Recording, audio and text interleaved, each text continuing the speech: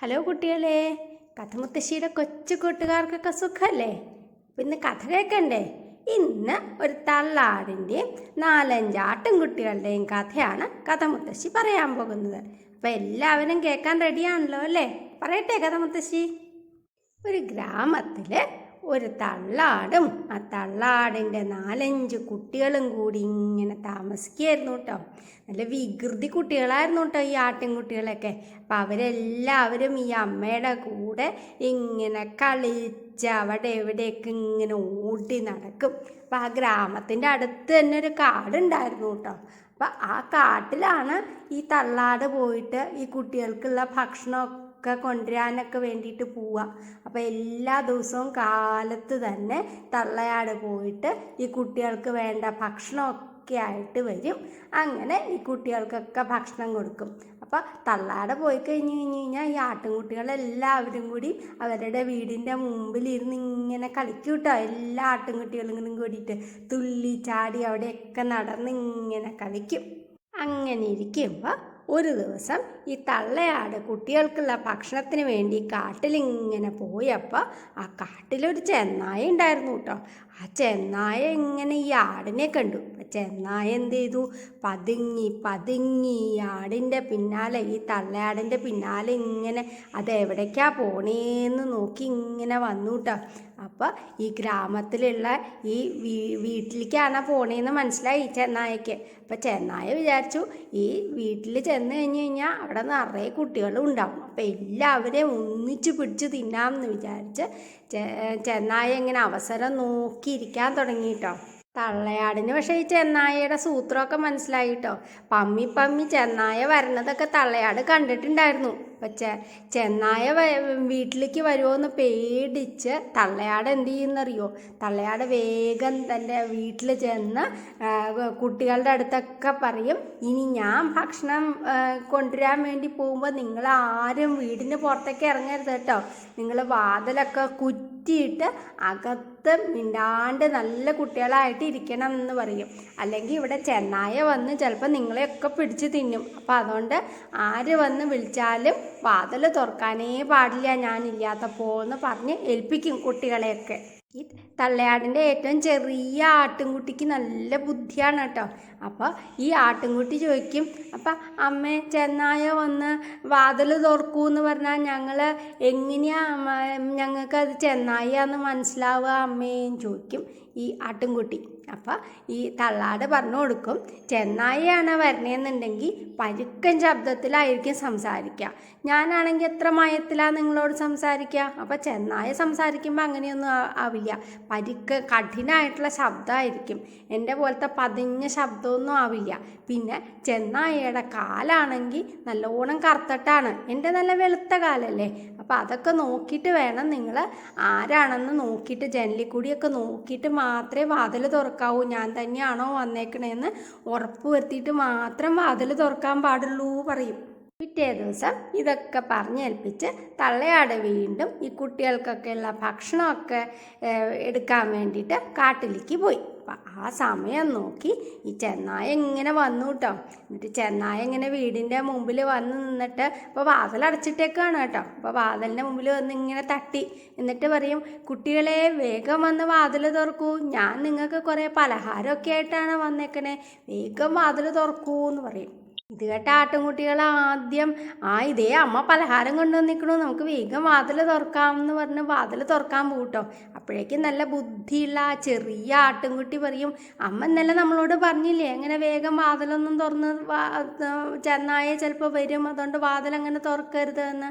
അപ്പം നമുക്ക് ആദ്യം എങ്ങനെയാണ് അതിൻ്റെ ശബ്ദം എന്ന് നോക്കാമെന്ന് പറയും. അപ്പോൾ ഇവരെല്ലാവരും മിണ്ടാണ്ടിരിക്കും കേട്ടോ. അപ്പം ചെന്നായ വീണ്ടും വന്ന് വിളിക്കും, വേഗം വാതിൽ തുറക്കൂ, നിങ്ങളെന്താ വാതിൽ തുറക്കാത്തേ ചോദിക്കും. അപ്പോൾ പറ എന്നുള്ള ശബ്ദമാണ് കേൾക്കണത്.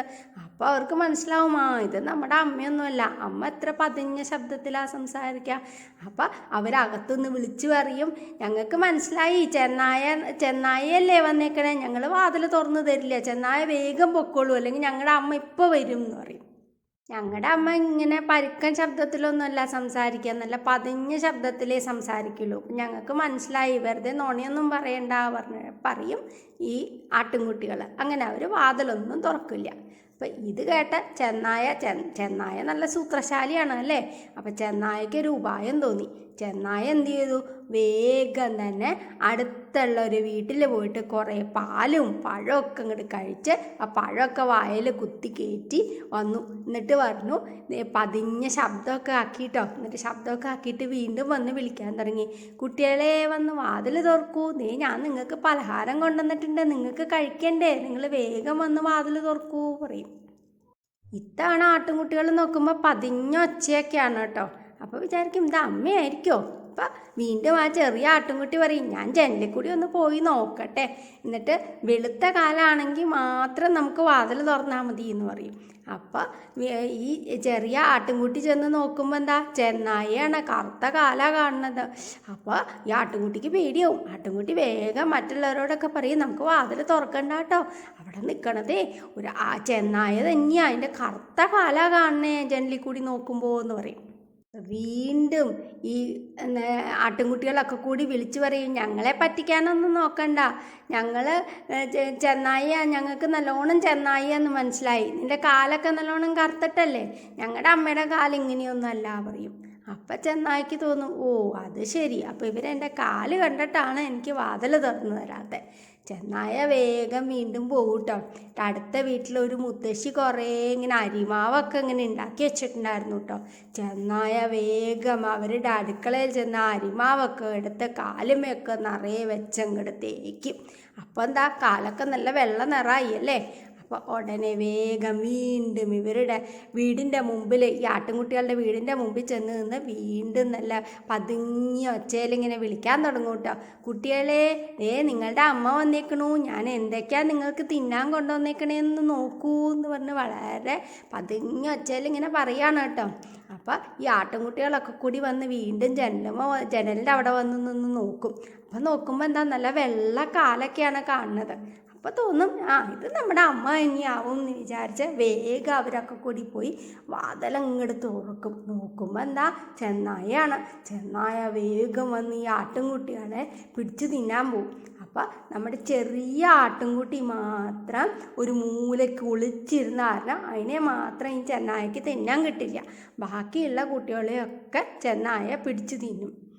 ആട്ടിൻകുട്ടികളെയൊക്കെ പിടിച്ച് തിന്നിട്ടേ ഈ ചെന്നായ പോയി അടുത്തുള്ള പുഴയുടെ കരയിൽ പോയി സുഖമായിട്ട് കൂർക്കം വലിച്ച് കിടന്നുറങ്ങാൻ തുടങ്ങും. അപ്പോൾ ഈ സമയത്ത് ഈ തള്ളാട് വന്നിട്ട് കുട്ടികൾക്കുള്ള ഭക്ഷണമൊക്കെ ആയിട്ട് തിരിച്ചു വന്നു കേട്ടോ. അപ്പോൾ തള്ളാട് വന്ന് നോക്കുമ്പോൾ എന്താ, കുഞ്ഞാട്ടിൻകുട്ടി മാത്രമേ ഉള്ളൂ അവിടെ, ബാക്കിയുള്ള കുട്ടികളെ ഒന്നും കാണാനില്ല. അപ്പോൾ വേഗം തള്ളാട് കുഞ്ഞാട്ടിൻകുട്ടിയോട് ചോദിക്കും, എന്താ ഉണ്ടായേ ചോദിക്കും. അപ്പം ഉണ്ടായ സംഭവമൊക്കെ ഈ കുഞ്ഞാട്ടിൻകുട്ടി പറഞ്ഞു കൊടുക്കും. അമ്മ പറഞ്ഞ പോലെ തന്നെയൊക്കെ നോക്കി, പക്ഷെ ആ ചെന്നായ സൂത്രം കാണിച്ച് നമ്മളെയൊക്കെ പറ്റിച്ചു എന്ന് പറയും. അപ്പം ഇത് കേൾക്കുമ്പോൾ തള്ളയാടിന് ഭയങ്കര വിഷമാവും. തള്ളയാട് എന്ത് ചെയ്യുന്നറിയോ, വേഗം തന്നെ അടുത്ത വീട്ടിലുണ്ടായിരുന്ന തൻ്റെ യജമാനനെ അങ്ങോട്ട് വിളിച്ച് ചെന്ന് കാര്യങ്ങളൊക്കെ പറയും. അപ്പോൾ യജമാനൻ പറയും, ഞാൻ ഇപ്പം ശരിയാക്കി തരാമെന്ന് പറയും. എവിടെയാ ചെന്നായ പോയിക്കണേ ചോദിക്കും. അപ്പം അവർ ചെന്ന് നോക്കുമ്പോൾ എന്താ, പുഴക്കരയിൽ ഇങ്ങനെ കൂർക്കം വലിച്ച് കിടന്ന് ഉറങ്ങുകയാണ് ഈ ചെന്നായ. അപ്പം ഈ തള്ളാടിൻ്റെ യജമാനൻ എന്ത് ചെയ്യുന്നറിയോ, അയാൾ വേഗം ചെന്നായയുടെ വയറങ്ങോട്ട് കീറി ഈ ആട്ടിൻകുട്ടികളെയൊക്കെ പുറത്തെടുക്കും. അവരെല്ലാവരും കൂടി സന്തോഷത്തോടെ വേഗം ചെന്ന് തള്ളയാടിനെ കെട്ടിപ്പിടിക്കും. അങ്ങനെ വയറൊക്കെ പൊളിഞ്ഞ ആ ചെന്നായ ചത്തും പോയി, കുട്ടികളൊക്കെ രക്ഷപ്പെടുകയും ചെയ്തു. അങ്ങനെ അവരെല്ലാവരും കൂടി ആട്ടിൻകുട്ടികളും തള്ളയാടും കൂടി സുഖമായിട്ട് ആ ഗ്രാമത്തിൽ ജീവിച്ചു. കഥമുത്തശ്ശിയുടെ കുട്ടിക്കുട്ടുകാർക്ക് കഥ ഇഷ്ടമായോ? ഇതുപോലെ മറ്റൊരു കഥയായിട്ട് കഥമുത്തശ്ശി വീണ്ടും വരാം.